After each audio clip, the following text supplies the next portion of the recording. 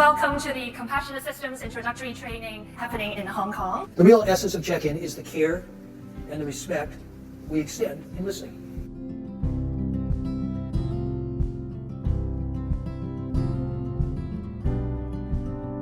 I just want to share, as I was listening, how difficult it is for me not to want to interrupt, want to say something. It's also, in some ways, in my opinion, the most neglected aspect of leadership. So real listening is the most fundamental process of becoming more aware of a larger reality. There are 4 ways that we think people typically show up in various different situations. We promote the idea for you to come as a mixture of the explorer and the vacationer.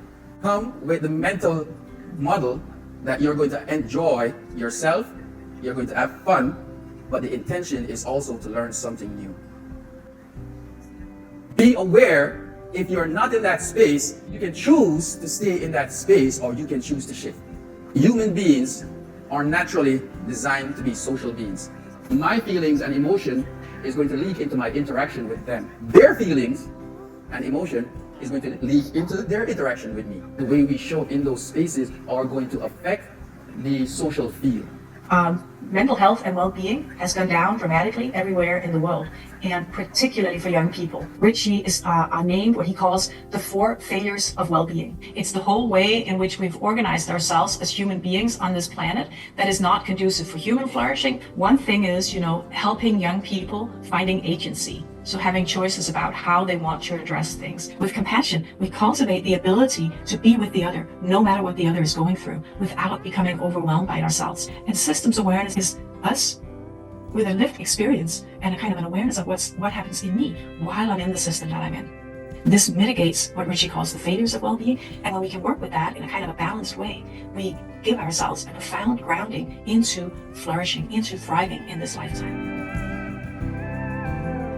The essence of the ladder of inference. How we become more disciplined at distinguishing what happens from how we think and feel. As we go up the ladder, we have more and more emotional stuckness. And when you come down the ladder, you're increasing your awareness. So what do I mean by increasing your awareness? Gathering more data. I want to say thank you because I've always known that I'm a very judgmental person. But now I didn't know that I was that judgmental. In my head, people have started looking better. Because I think I've thrown away a lot of glasses based on selected data, so thank you. We say at the top of the iceberg sits what's called the event. Now, what lies underneath, because these patterns create the event. But what sits underneath that is the underlying structure. The first piece that is broken up into is referred to as your mental model. The next part of the underlying structure is called the artifact. And the underlying structures, which are very subtle. You have to keep thinking about what are the sources of the forces at play? How is reality being shaped? The verb to lead is very old. You're in a position of stability or, say competence, and you're stepping into something that's kind of unknown. Leadership is by its nature an expression of vulnerability. 3 broad areas that characterize that developmental journey. The first has to do with system awareness. A second has to do with the social field idea. How do we create the climates in which we can have deeper conversations, where we really listen to each other, where our conversations deepen our sense of relatedness? And the third, the creative orientation, is when we're participating in bringing something into reality that matters to us. What are you trying to create? What would it look like? How would we know if it was there? Visioning is an imagining process. Just remember, most of the important things in your life that you have created, when you started, you didn't know how to do those either. Over time, you learned how. But they start off with a what. What do I want to create? 咁今朝我就同佢一齊陪佢返學，我問咗一句：你有冇覺得我唔同咗？佢答有，因為即係好短時間，但係個溝通係好深入同埋好 generative 咁樣嘅。我學咗一樣嘢就係即係我自己要做另外出條路，我自己要做自己嘅 coach 咯，即係要不斷咁樣去反思。我諗做父母係咁，做領袖係咁。You have 10 minutes in your circle to use the material to create the tallest possible tower.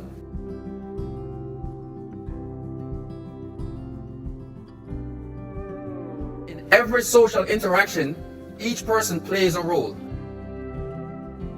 In all situations, when you're in a group dynamic, these 4 players show up. Without all 4 of them, you will not get anything done properly. Nobody is ever one position. You are always dynamic and you change positions at all times. I think people see us as bossy people, but on the positive side for me is, and I'm really passionate because I really, really care. 僕らは、ムーバーを助ける役割があると思っています。もう一つすごく気配りができる。ただ誤解としては、ビジョンがないとか。The purpose of the practice is to clarify and expand the elements of your vision. Imagine on my list is, I want to be part of a great team. My coach, who's the partner, then says, if you had that, what would it bring you? You know, we'll create great things in our work. And now my coach asks me a slightly different question. If you had that, would you take it? You may make choices today that really matter to you that will not occur in your lifetime. There's no way to know. But at least you will know you made the choice. It's a fundamental act of being true to yourself. So for today's grounding, called loving kindness meditation, it's really the idea of feeling loved, extending our love and being kind to one another. I find it quite strange to imagine looking that person in the eye. I think it might be some kind of a cultural thing that we don't really express love so explicitly or directly. I'm a doctor by profession, so I feel like I've been an undercover for the last 3 years. You really need to look after yourself, okay? This is the far most important thing and should be at your top priority, is your own mental and health well-being. So these are four four dimensions of wholeness of what we understand system change to be. So the word practice here means just like you would use the word practical. So the basic question in this domain of practice, what are I or we seeking to accomplish? Who is the I or we? Community building. Obviously a big part of our time here is we're building community. The relational space, or the social field, as we talked about in the first day, is a lot of what's kind of orienting us. So a workshop like this is very much about capacity building. So the question here is, how do I and how do we need to grow and develop in order for us to accomplish some of the things we want to accomplish and to sustain the quality of relationship that we want to sustain?